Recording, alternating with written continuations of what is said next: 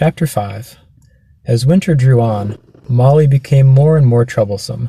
She was late for work every morning and excused herself by saying that she had overslept, and she complained of mysterious pains, although her appetite was excellent. On every kind of pretext, she would run away from work and go to the drinking pool, where she would stand foolishly gazing at her own reflection in the water. But there were also rumors of something more serious. One day, as Molly strolled blithely into the yard, flirting her long tail and chewing at a stalk of hay, Clover took her aside. "Molly," she said, "I have something very serious to say to you. This morning I saw you looking over the hedge that divides Animal Farm from Foxwood. One of Mr. Pilkington's men was standing on the other side of the hedge, and I was a long way away, but I'm almost certain I saw this. He was talking to you, and you were allowing him to stroke your nose. What does that mean, Molly?" "He didn't. I wasn't. It isn't true," cried Molly, beginning to prance about and paw at the ground. "Molly, look me in the face.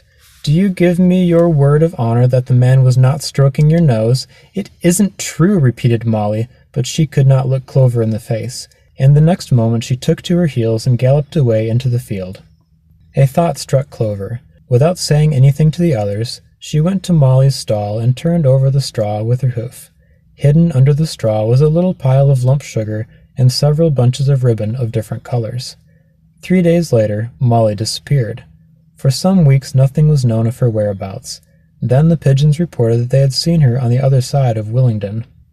She was between the shafts of a smart dog-cart painted red and black, which was standing outside a public house.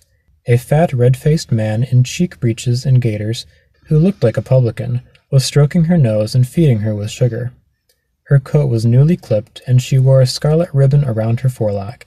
She appeared to be enjoying herself, so the pigeons said. None of the animals ever mentioned Molly again. In January there came bitterly hard winter. The earth was like iron, and nothing could be done in the fields. Many meetings were held in the big barn, and the pigs occupied themselves with planning out the work of the coming season. It had come to be accepted that the pigs, who were manifestly cleverer than the other animals, should decide all questions of farm policy, though their decisions had to be ratified by a majority vote. This arrangement would have worked well enough if it had not been for the disputes between Snowball and Napoleon. These two disagreed at every point where disagreement was possible. If one of them suggested sowing a bigger acreage with barley, the other was certain to demand a bigger acreage of oats, and if one of them said that such and such a field was just right for cabbages, the other would declare that it was useless for anything except roots. Each had his own following, and there were some violent debates.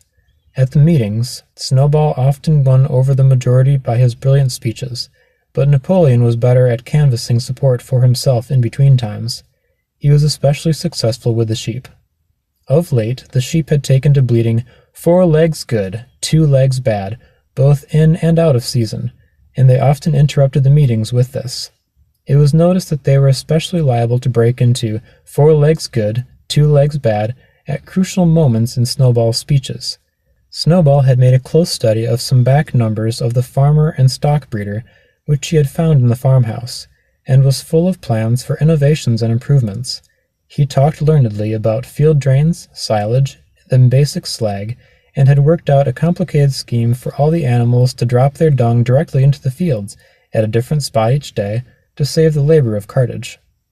Napoleon produced no schemes of his own, but said quietly that Snowball's would come to nothing, and seemed to be biding his time. But of all their controversies, none was so bitter as the one that took place over the windmill. In the long pasture, not far from the farm buildings, there was a small knoll, which was the highest point on the farm. After surveying the farm, Snowball declared that this was just the place for a windmill, which could be made to operate a dynamo and supply the farm with electrical power. This would light the stalls and warm them in winter, and would also run a circular saw, a chaff cutter, a mangle slicer, and an electric milking machine. The animals had never heard of anything of this kind before, for the farm was an old-fashioned one and had only the most primitive machinery. And they listened in astonishment while Snowball conjured up pictures of fantastic machines which would do their work for them while they grazed at their ease in the fields or improved their minds with reading and conversation. Within a few weeks, Snowball's plans for the windmill were fully worked out. The mechanical details came mostly from 3 books which had belonged to Mr. Jones: 1,000 Useful Things to Do Around the House, every man his own bricklayer, and electricity for beginners. Snowball used as his study a shed which had once been used for incubators and had a smooth wooden floor suitable for drawing on.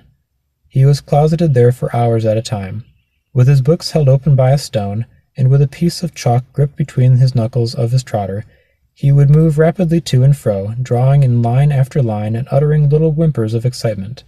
Gradually the plans grew into a complicated mass of cranks and cogwheels, covering more than half the floor, which the other animals found completely unintelligible but very impressive.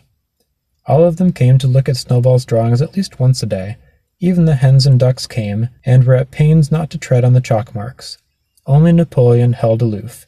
He had declared himself against the windmill from the start. One day, however, he arrived unexpectedly to examine the plans.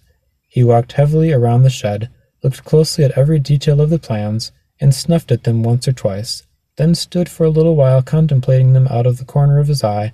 Then suddenly he lifted his leg, urinated over the plans, and walked out without uttering a word. The whole farm was deeply divided on the subject of the windmill.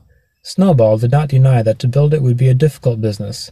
Stone would have to be carried and built up into walls. Then the sails would have to be made, and after that there would be need for dynamos and cables. How these were to be procured, Snowball did not say.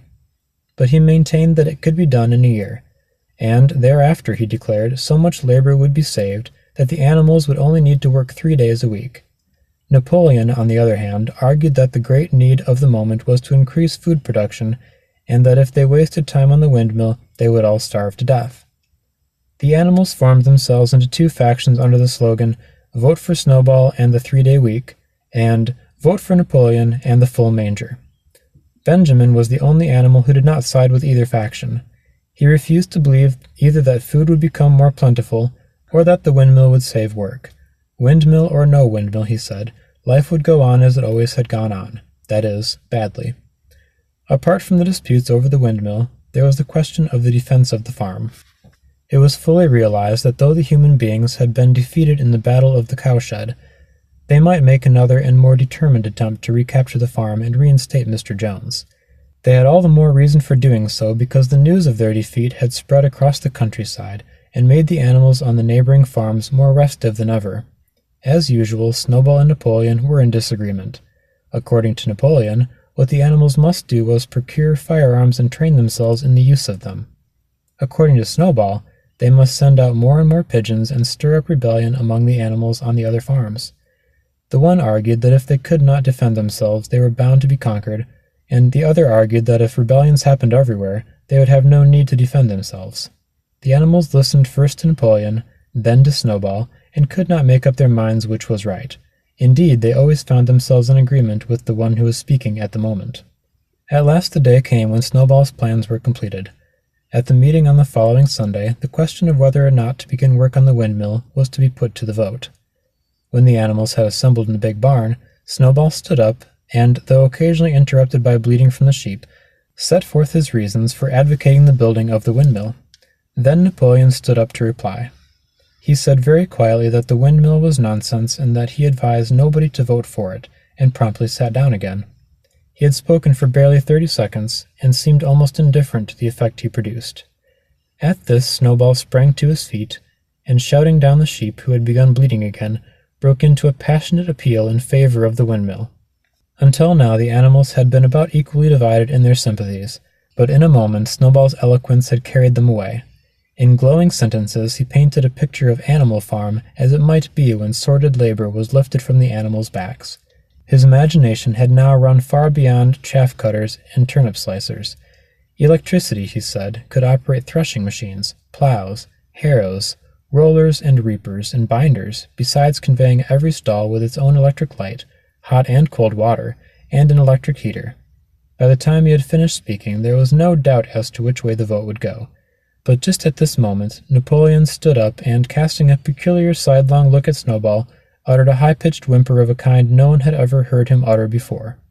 At this there was a terrible baying sound outside, and 9 enormous dogs wearing brass-studded collars came bounding into the barn. They dashed straight for Snowball, who only sprang from his place just in time to escape their snapping jaws. In a moment he was out of the door and they were after him, too amazed and frightened to speak, All the animals crowded through the door to watch the chase. Snowball was racing across the long pasture that led to the road. He was running as only a pig can run, but the dogs were close on his heels. Suddenly he slipped, and it seemed certain that they had him. Then he was up again, running faster than ever. Then the dogs were gaining on him again. One of them all but closed his jaws on Snowball's tail, but Snowball whisked it free just in time. Then he put on an extra spurt, and with a few inches to spare, slipped through a hole in the hedge and was seen no more. Silent and terrified, the animals crept back into the barn. In a moment the dogs came bounding back. At first no one had been able to imagine where these creatures had come from. But the problem was soon solved. They were the puppies whom Napoleon had taken away from their mothers and reared privately. Though not yet fully grown, they were huge dogs, and fierce-looking as wolves. They kept close to Napoleon. It was noticed that they wagged their tails to him in the same way as the other dogs had been used to do to Mr. Jones. Napoleon, with the dogs following him, now mounted on to the raised portion of the floor where Major had previously stood to deliver his speech. He announced that from now on the Sunday morning meetings would come to an end. They were unnecessary, he said, and a waste of time. In future, all questions relating to the working of the farm would be settled by a special committee of the pigs, presided over by himself. These would meet in private, and afterwards communicate their decisions to the others. The animals would still assemble on Sunday mornings to salute the flag, sing Beasts of England, and receive their orders for the week, but there would be no more debates. In spite of the shock that Snowball's expulsion had given them, the animals were dismayed by this announcement. Several of them would have protested if they could have found the right arguments. Even Boxer was vaguely troubled. He set his ears back, shook his forelock several times, and tried hard to marshal his thoughts, but in the end he could not think of anything to say. Some of the pigs themselves, however, were more articulate. 4 young porkers in the front row uttered shrill squeals of disapproval, and all 4 of them sprang to their feet and began speaking at once. But suddenly the dogs sitting round Napoleon let out deep, menacing growls, and the pigs fell silent and sat down again. Then the sheep broke out into a tremendous bleating of 4 legs good, 2 legs bad, which went on for nearly a quarter of an hour and put to end any chance of discussion. Afterwards, Squealer was sent around the farm to explain the new arrangement to the others. "Comrades," he said, "I trust that every animal here appreciates the sacrifice that Comrade Napoleon has made in taking this extra labor upon himself. Do not imagine, comrades, that leadership is a pleasure. On the contrary, it is a deep and heavy responsibility. No one believes more firmly than Comrade Napoleon that all animals are equal. He would be only too happy to let you make decisions for yourselves. But sometimes you might make the wrong decisions, comrades, and then where should we be?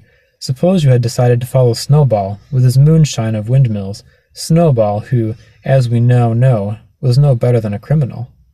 "He fought bravely at the Battle of the Cowshed," said somebody. "Bravery is not enough," said Squealer. "Loyalty and obedience are more important. And as to the Battle of the Cowshed, I believe the time will come when we shall find that Snowball's part in it was much exaggerated. Discipline, comrades, iron discipline. This is the watchword for today. One false step and our enemies will be upon us. Surely, comrades, you do not want Jones back." Once again this argument was unanswerable. Certainly the animals did not want Jones back. If the holding of debates on Sunday mornings was liable to bring him back, then the debates must stop.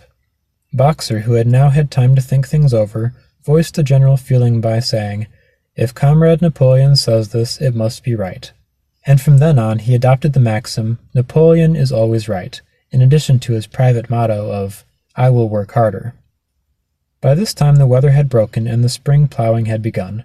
The shed where Snowball had drawn his plans of the windmill had been shut up, and it was assumed that the plans had been rubbed off the floor. Every Sunday morning at 10 o'clock the animals assembled in the big barn to receive their orders for the week. The skull of old Major, now clean of flesh, had been disinterred from the orchard and set up on a stump at the foot of the flagstaff beside the gun. After the hoisting of the flag, the animals were required to file past the skull in a reverent manner before entering the barn. Nowadays they did not sit all together as they had done in the past. Napoleon, with Squealer and another pig named Minimus, who had a remarkable gift for composing songs and poems, sat on the front of the raised platform, with the 9 young dogs forming a semicircle around them, and the other pigs sitting behind. The rest of the animals sat facing them in the main body of the barn. Napoleon read out the orders for the week in a gruff, soldierly style, and after a single singing of Beasts of England, all the animals dispersed. On the third Sunday after Snowball's expulsion, the animals were somewhat surprised to hear Napoleon announce that the windmill was to be built after all. He did not give any reasoning for having changed his mind, but merely warned the animals that this extra task would mean very hard work. It might even be necessary to reduce their rations. The plans, however, had all been prepared, down to the last detail. A special committee of pigs had been at work upon them for the past 3 weeks. The building of the windmill, with various other improvements, was expected to take 2 years. That evening Squealer explained privately to the other animals that Napoleon had never in reality been opposed to the windmill. On the contrary, it was he who had advocated it in the beginning, and the plan which Snowball had drawn on the floor of the incubator shed had actually been stolen from among Napoleon's papers. The windmill was, in fact, Napoleon's own creation. Why, then, asked somebody, had he spoken so strongly against it? Here Squealer looked very sly. That, he said, was Comrade Napoleon's cunning. He had seemed to oppose the windmill, simply as a maneuver to get rid of Snowball, who was a dangerous character and a bad influence. Now that Snowball was out of the way, the plan could go forward without his interference. This, said Squealer, was something called tactics. He repeated a number of times, "Tactics, comrade, tactics," skipping round and whisking his tail with a merry laugh. The animals were not certain what the word meant, but Squealer spoke so persuasively, and the 3 dogs who happened to be with him growled so threateningly, that they accepted his explanation without further questions.